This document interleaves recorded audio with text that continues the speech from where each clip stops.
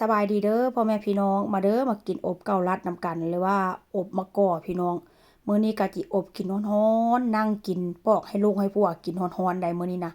กินกับข้าวบรรยากาศว่าเซ็นซะเพราะว่าบรรยากาศมื้อนี้มันเย็นมันหนาวขนาดเลยพี่น้องหนาวจนว่าหิมะตกว่าเซ็นซะตกตั้งแต่เมื่อคืนพุ่นล่ะแต่ว่าเวลามันตกตั้งแต่เมื่อคืนนั้นพวกข่อยก็นอนเนาะก็บ่เห็นว่าเซ็นซะตื่นเช้ามาผัวมาเปิดหน้าต่างผัวบอกว่าเบิ่งแม่เตมาเบิ่งแม่มาเบิ่งหิมะตกว่าเซ็นข้าวจูนพูนเลยพี่น้อง แล้วมื้อนี้ข้อยก็คิดพอว่า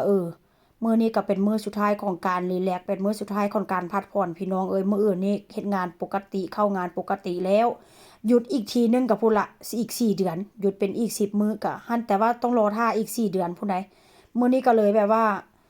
สิมาอบมะกอกนำกันแต่ว่าซื้อมาได้เป็น2อาทิตย์แล้วล่ะเนาะเพราะว่าหยังซื้ออยู่ข้างนอกพี่น้องกินบ่สะใจเพราะว่าหยังซื้อหั่นก็6ลูกหั่นน่ะ6ลูก6หน่วยประมาณ3ยูโรประมาณ100กว่าบาท ถามว่ามันก็พอซื้อได้ว่ามันก็พอซื้อใหญ่อยู่เนาะแต่ว่ามันก็คือว่าหั่นแหละมันกินบ่อิ่มมันกินบ่จุใจว่าซั่นซะข้อยก็เลยซื้อมาอบใส่เตาอบแต่ว่าก็บ่เคยอบใส่เตาอบจักเทื่อเนาะเพราะว่าแต่ก่อนหั่นน่ะข้อยมีแบบว่าหม้ออบที่แบบว่าไร้น้ำมันนั่นน่ะพี่น้องข้อยก็อบใส่หั่นแต่ว่าอบเป็นเทื่อสุดท้ายแล้วมันก็ตายอบเทื่อสุดท้ายแล้วมันตายแล้วมันก็แบบว่ามันพังหั้นน่ะว่าซั่นซะเพราะฉะนั้นแล้วข้อยก็เคยคิดพ้อว่าก็เลยคิดได้ว่ามันเตาอบนี้ข้อยก็ อบใส่ไก่อบใส่เนื้อหมูเนื้อไก่ใส่ปลา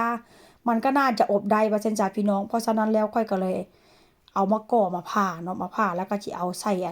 ตู้อบตู้อบนี่ก็ข้อยก็ใช้ไฟประมาณ250เนาะแล้วก็ใช้เวลานี่ประมาณ15นาทีแต่ถามว่าฮอด15นาทีบ่มีแต่13นาทีเนาะพี่น้องเพราะฉะนั้นแล้วมื้อนี้ก็เลยสิอบกินแบบร้อนๆอบแล้วก็สิไปนั่งกินอยู่โซฟาพุ่นล่ะบ่อนห้องนั่งเล่นพุ่นล่ะก็จิปอกให้ลูกให้ผัวกินมื้อนี้ก็นั่งกินร้อนๆแล้วก็จิมองออกไปนอกหน้าต่าง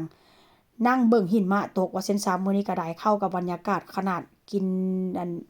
อบมะกอกหรือว่าอบเกาลัดร้อนๆพี่น้องเบิ่งกันหน้าตามันสิเป็นจั่งใด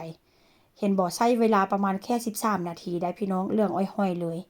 แต่ว่าก็เวลาเปิดออกมาเนาะหอมพี่น้องหอมคักหอมแน่ มันก็หอมกับคล้ายๆเวลาเฮาไปซื้อกับเขาเจ้าหั่นแหละเนาะเขาเจ้าอบอยู่ข้างนอกอะนะส่วนหลายหน้านี้เป็นหน้าบักหน้ามะเกาลัดเวลาเฮาออกไปข้างนอกหน้ามันแบบว่าฝนตกหิมะตกฝนตกรินๆหั่นน่ะข้างนอกหมู่บ้านเขาเจ้าจะมีรถไฟน้อยๆแล้วก็จะมีแบบว่าเตาอบมันก็แม่นเขาเจ้าอบด้วยถ่านพี่น้องใช้ฟืนว่าซั่นซะแต่ว่าเฮานี่อบแบบนี้เฮาก็ใช้ไฟฟ้าหั่นน่ะ มันก็ค่อนข้างจะหอมแตกต่างกันแต่ว่าก็แซ่บคือกันนั่นล่ะพี่น้องมักไผมักมันเนาะเอาความสะดวกไผสะดวกมันว่าซั่นซะซื้อเข้าวกินมันก็บ่จุใจพอซื้อกินได้อยู่แต่ว่ามันบ่อิ่มมันบ่แบบว่ามันมันกินบ่จุใจเอาแน่ๆบ่อิ่มหั่นแหละพี่น้องข้อยก็เลยซื้อมาโลนึงนี่ข้อยซื้อมาประมาณ6ยูโรกว่าเนาะ100กว่าบาทนี่แหละพี่น้องต่อกิโลนึงมาเด้อมากินนำกันเด้อ